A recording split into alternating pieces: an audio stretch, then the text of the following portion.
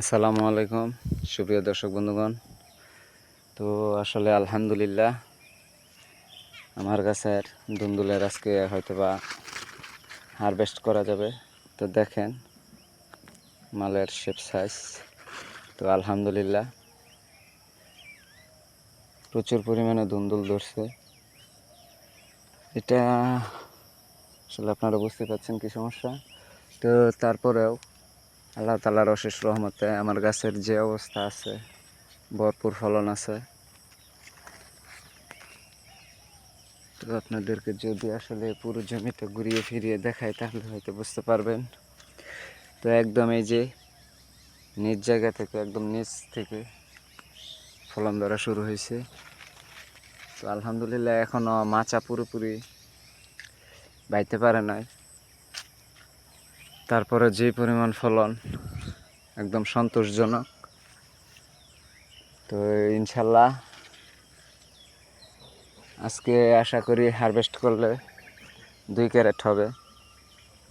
তো দেখেন দুন্দুলের কালার মাশাল্লাহ, এটা যে কোনো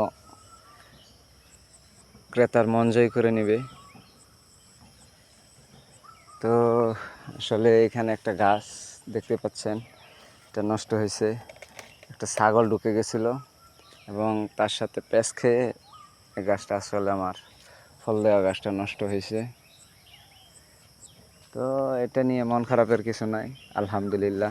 তো দেখেন বাকি প্রজেক্ট আলহামদুলিল্লাহ আমার সব কিছু ঠিকঠাক আছে এবং সব কিছু ঠিকঠাক থাকলে ইনশাল্লাহ আশা করি আমি প্রত্যেক দিন এই 1 বিঘা জমি থেকে প্রতিদিন 4 থেকে 5 ক্যারেট দুন্দুল হারভেস্ট করতে পারবো। এবং আপনাদেরকে যদি আসলে বলি, দুন্দুল একটি লাভজনক ফসল। এটা আপনারাও চাষ করবেন যদি আপনাদের জমি চুন ব্লিচিং পাউডার দিয়ে শোধন করে নিতে পারেন। ইনশাল্লাহ আপনারা সাকসেস হবেন, ভয়ের কিছু নাই।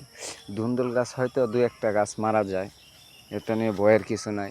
তবে যদি আপনারা আপনাদের জমিতে সঠিক পরিমাণে চুন এবং ব্লিচিং পাউডার ইউজ করেন, তো ইনশাল্লাহ আসলে গাছের ডলে পড়া রোগটা থাকবে না। এবং তারপর আপনারা যদি 10 থেকে 15 দিন অন্তর অন্তর আপনারা আপনাদের জমিতে ছত্রাকনাশক এবং সামান্য কিছু কীটনাশক ইউজ করেন, তাহলে আপনাদের জমি একদম সুস্থ সবল থাকবে এবং ভয়ের কোনো কারণ থাকবে না। আর তাছাড়া সবচাইতে বড় একটি কথা হচ্ছে গিয়ে ধুন্দুল প্রচুর পরিমাণে ধরে। তো দেখেন এই যে 1 2 3, যদি দেখা এই যে একটু 4 5 6 7 8 9 10, এই যে করা 11 12, আচ্ছা এই পর্যন্ত 12টি ফল সেট হয়েছে। তো আপনারা বুঝতেই পারতেছেন 12টি ফল একটি শাখার মধ্যে সেট হওয়ার মানে কি। ইনশাল্লাহ এখানে এক একটি গাছ যদি আপনাকে 4 থেকে 5 কেজি করে ধুন্দুল দেয়, অনেক ধুন্দুল। তো ধুন্দুলের বাজারও আসলে এখন আলহামদুলিল্লাহ মোটামুটি সন্তোষজনক, 42 থেকে 45 টাকা কেজি। তো ইনশাল্লাহ আপনাদেরকে আসলে নেক্সট পরিচর্যা কী করি আমি সেই বিষয়ে আপনাদের মাঝে ভিডিও তুলে ধরার চেষ্টা করব। তো সকলে ভালো থাকবেন, সুস্থ থাকবেন, ধন্যবাদ।